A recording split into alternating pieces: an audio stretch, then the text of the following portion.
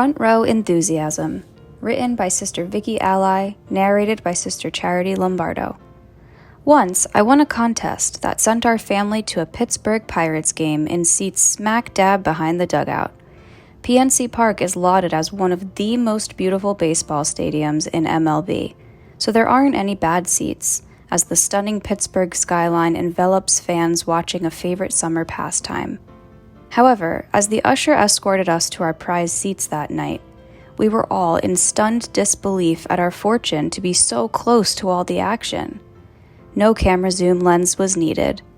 Each crack of the bat was sweeter. We could see and hear the coaches and players interact, and one player gently tossed our son a ball. The fireworks show was magnificent. It was truly a special night.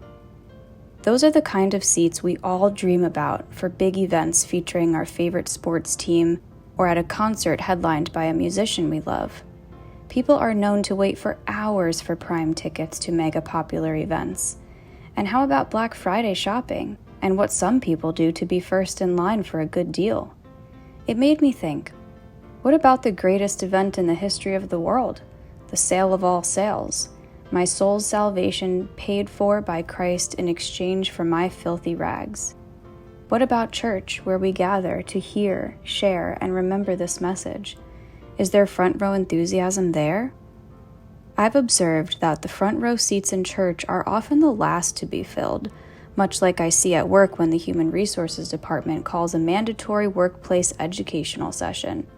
I admit I love going to church infinitely more than HR sessions at work, but I still tend to avoid the front row. When I was younger, it was because I wanted to sit with friends and whisper during the service. As a mom, it was better for me, and everyone else, to lessen the chances of a toddler pew escapee by sitting in the back, where a quick exit from the service with an unhappy child happened a lot. What about now? Am I guilty of trying to get to church early to secure my seat in the back? Recently, my view from the back of the church building has afforded me a new perspective.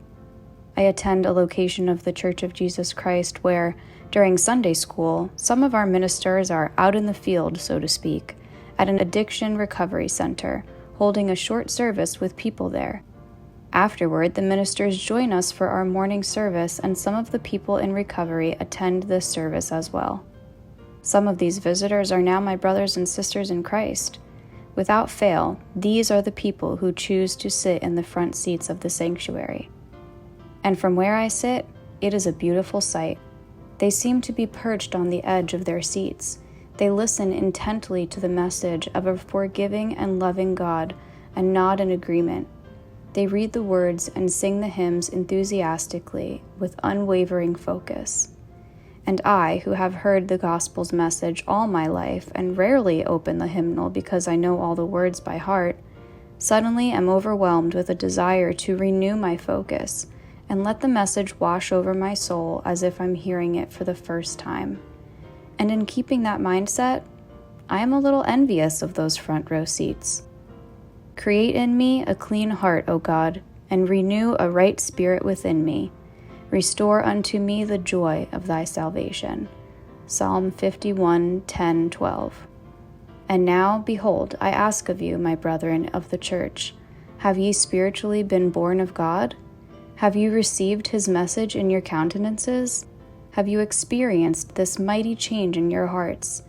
And now, behold, I say unto you, my brethren, if you have experienced a change of heart, and if ye have felt to sing the song of redeeming love, I would ask, can you feel so now? Alma 5:14-26.